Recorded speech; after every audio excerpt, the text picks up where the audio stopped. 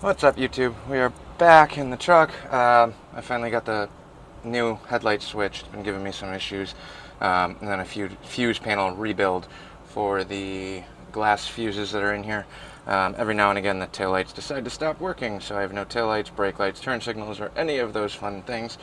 New headlight switch and fuse update should help, so I just took out all the screws.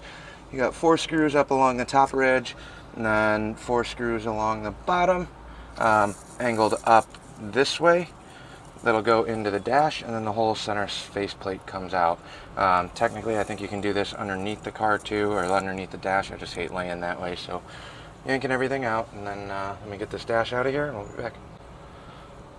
Well, I'm going to try and do this with the dash just dangling here. We'll see if I have enough room to get through to everything, because it is somewhat of a mess of original wiring in here and aftermarket wiring and all sorts of crap, but we're going to leave that in.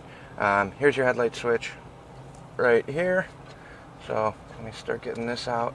Kind of a trick to that. Let me see if I can get the tripod set up and have you guys come along. Alright, so on the headlight switch, you got a toggle here for your lights. Out is on. If I pull that to the out position, there's a little pin right here. Pull this pin, and I can pull out this entire rod assembly.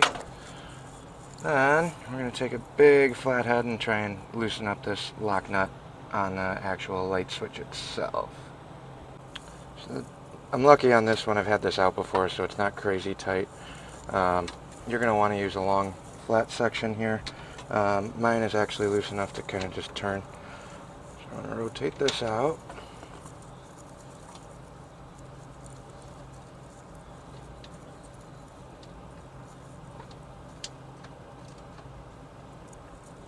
Probably a good idea to disconnect the battery too, just because I am going to be playing with a bunch of loose wires. So let me do that real quick, and then I'll come back after I get this switch out. Alright, battery's disconnected just for safety. Here is the faceplate and the jam nut that holds that into the switch. Here is the switch assembly. It's covered in electrical tape. It's got a bunch of loose connectors. So now I'll try and disconnect this from the rest of the car. Well, on the headlight switch, you got these little clips right here. These clips are what hold the headlight switch to this plastic fuse panel at the very bottom. So here's the fuse panel on the base. This is the top. You can see it on the new switch. Here's the new switch. So this basically will drop into the fuse plate.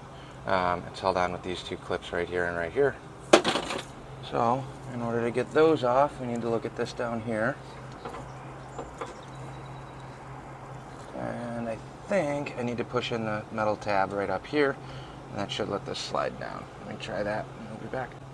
I did not have to push that pin in at the top. Basically just put a flathead in between the side of these clips, like so. I'll try and do this one-handed. Let's see if you guys can see anything here.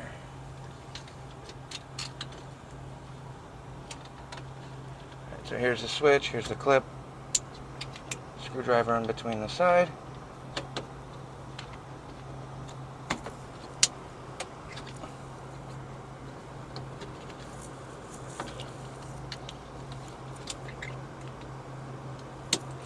Just like that, and that'll pop it free. Now, you can pull out this fuse or headlight switch. So here's my original headlight switch that's getting replaced. Here's the old fuse panel that I want to go through and clean up some of these terminals. I did get a fuse kit, so I got to take a look and figure out how to do that. But real crusty, real dirty. So, in much need of some attention. Alright, on the fuse panel, in order to do this, I'm going to have to separate it. There's no quick connect that I found. This fuse panel goes right into the main harness, and I really don't feel like stripping all the tape off and digging farther back than I have to. So what I'm going to do is start disconnecting the wires into this actual panel. So get a video of where everything goes right here, which will help me. Hopefully it helps you guys too at some point. But I'll start yanking some of these out, and hopefully this video will be a reference for me when I go to put it back together. Black wire up top.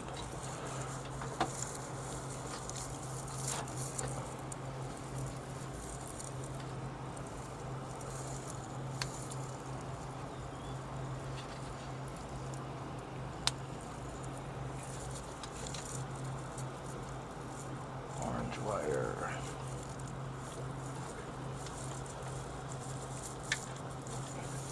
Alright, this is not going to work with the phone out, so let me switch some stuff around.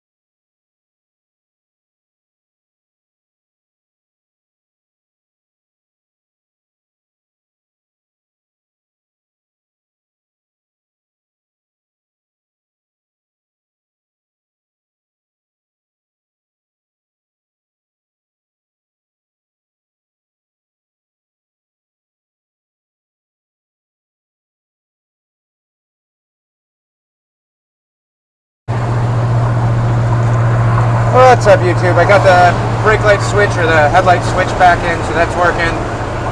Big plus, I don't have to worry about the taillights flickering on and off anymore. Returning a ton of tires, recycling a ton of tires that we got from the shop right now, but I realized I never made a video after the exhaust, the header, and the muffler install. So, I mean, they're glass packs, so they're loud, but overall driving, I had it up to about 70 yesterday. Was doing really well, but not as droney as I expected. It's really droney at lower RPMs, like right now I'm in third gear going about 35. But it's also very quiet when you let off the throttle, and when you get up to speed, maintaining speed, it quiets down quite a bit. It's really just that slow speed cruise where it gets a little loud when I'm in between second gear, second and third, trying to balancing those two. But we're coming through town now. Can still have a conversation in here to some extent as long as I'm not in it. But when the 4-barrel kicks in, definitely gets real loud real fast. But when you let off at idle, you can barely tell it's running. So it goes from being pretty rowdy to it sounds like the truck just died, which I can deal with. Let's see if I can get going here after the stoplight.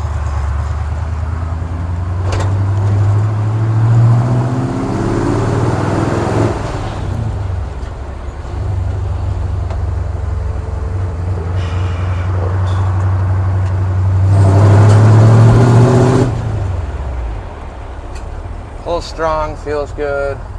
Like I said, I got a bed full of tires right now, but